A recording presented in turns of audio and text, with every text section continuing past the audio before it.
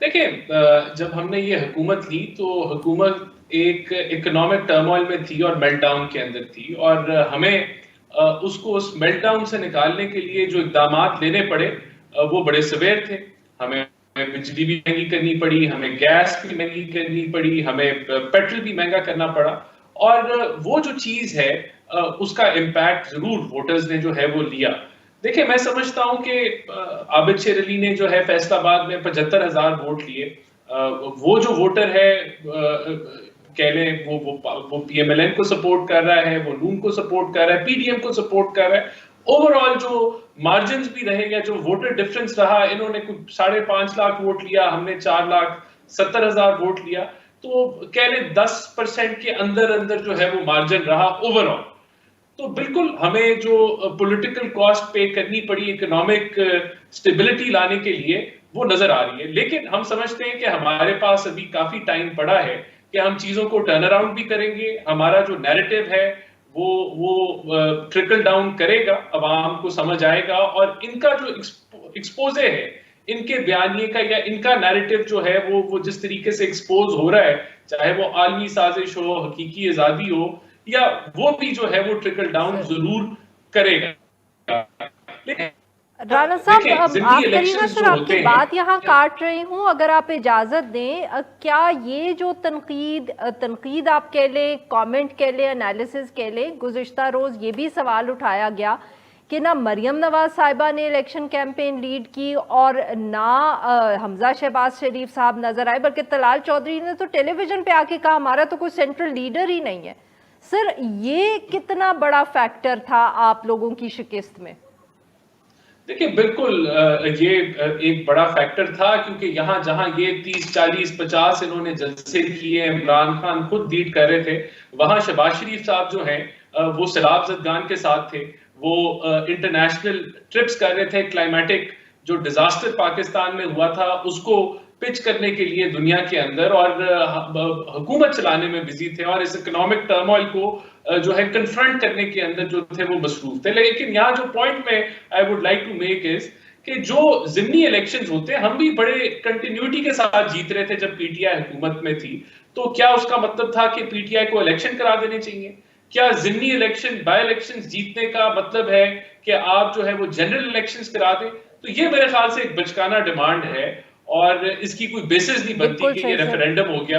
तो वो ये म्यार नहीं है कि आप अगर बाय इलेक्शन जीत गए हैं तो आप उसकी को बेसिस बना के कहें कि जी अब जनरल इलेक्शंस करा दें, तो इसको हम रद्द करते हैं। ठीक है, मैं समझता हूं कि गवर्नमेंट और स्ट्रेंथन हुई है, हमने 2 सीट्स गेन की हैं, तो हमारा जो नंबर गेम है वो 176 पे चला गया। और जहां के इनकी जो स्ट्रैटेजी है उससे इन्होंने जो सीट्स ली है इमरान खान की, जो मल्टीपल सीट्स हैं, तो वो सारों पे तो नहीं बैठ सकते। तो जो नंबर गेम थी वो बेहतर हो गई है फॉर द गवर्नमेंट पार्लिमानी तौर पे और स्ट्रेंथन होगी है, नंबर 1। देखिए, नंबर 2, आज जो इमरान खान साहब की जो तकरीर थी, या जो उन्होंने जो आज प्रेस कॉन्फ्रेंस की, उसमें उन्होंने 2 चीजें कही जो मेन इंपॉर्टेंस रखती थी। उन्होंने कहा जी हम इन चोरों को अलाउ नहीं करेंगे कि ये नया आर्मी चीफ की जो है वो सिलेक्शन करें, और हम इस चीज को मुस्तरद करते हैं। तो फिर हमारा ये ख्याल है कि इमरान खान पाकिस्तान की तारीख का सबसे बड़ा चोर है, और वो जो करप्शन परसेप्शन इंडेक्स है वो इस चीज की गवाही देती है, जो 117 से 140 के ऊपर ये अपने दौरे हुकूमत पे ले गए। तो ये कोई बेसिस। और दूसरा, उन्होंने कहा कि इतने बुरे हालात हो जाएंगे कि ये श्रीलंका ना बन जाए, और इतने लोग आएंगे कि संभाला ना जाए। तो उस चीज को भी हम समझते हैं कि इमरान खान साहब का जो बयानिया है कि हम जो है, क्योंकि आर्मी चीफ की सिलेक्शन हम नहीं इजाजत देंगे, इसलिए उन्होंने यहाँ लॉन्ग मार्च करनी है। और जो आलमी साजिश और हकीकी आजादी का जो बयानिया वो लेते हैं कि ये बेसिस बनाते हैं कि ये हुकूमत हम चलने नहीं देंगे और इसको इलेक्शन कराने चाहिए जल्दी, तो इस चीज को हम रद्द करते हैं। ये अगर इन्होंने इस्लामाबाद आना है तो ये आए इस्लामाबाद की एडमिनिस्ट्रेशन से इजाजत लें, और अगर इनको इजाजत मिल जाती है तो हम इनको फैसिलिटेट करेंगे। लेकिन जिस तरीके से ये धमकियां दे रहे हैं कि संभाला नहीं जाएगा, और जिस तरीके से ये कह रहे हैं, बुली कर रहे हैं हुकूमत को कि हम अब आगे की जो तैनाती है जो नवंबर में आने लगी है उसको हम नहीं करने देंगे, और उसको हम तस्लीम नहीं करेंगे, और ये मकसद अगर उनका है तो ये मकसद तो हम उनकी ख्वाहिशात तो पूरी नहीं करने दे सकते ना। हम इमरान खान को इस मुल्क की जो जो जो फ्यूचर है उसको डिक्टेट नहीं करने दे सकते। मुल्क आइन के मुताबिक चलता है, तो आइन के मुताबिक हम इसको चलाएंगे। इतनी इलेक्शंस है, इसमें हम लोग आगे और आगे हम समझते हैं कि अपनी परफॉर्मेंस को टर्न अराउंड करके वी विल और जो है वी विल गेन बैक। सबसे पहले तो ये 4 साल जो गुजरे उसकी वजह से हम इन हालात में हैं, जो बदतरीन इकोनॉमिक सिचुएशन है। कोई भी 3-4 महीने की हुकूमत जो है वो इतने बुरे इकोनॉमिक हालात पैदा नहीं कर सकते, तो ये बाकियात हैं। दूसरा, उन हालात के बाद अब पॉलिटिकल इंस्टेबिलिटी कहां से आ रही है? इमरान खान क्रिएट कर रहा है ना। किस बेसिस पे क्रिएट कर रहा है कि आप आर्मी चीफ की जो सिलेक्शन है उसको नहीं करेंगे, और दूसरा कि यह आर्मी साजिश है जो एक्सपोज हो गई ऑडियो लीक से, और इनके अपने सदर आरिफ अलवी ने उसको रद्द कर दिया कि मुझे भी यकीन नहीं है ये आर्मी साजिश के ऊपर। तो फिर देखें, हमने तो मुश्किल फैसले ले लिए, the hard part is over. अब तो we are going towards stabilization.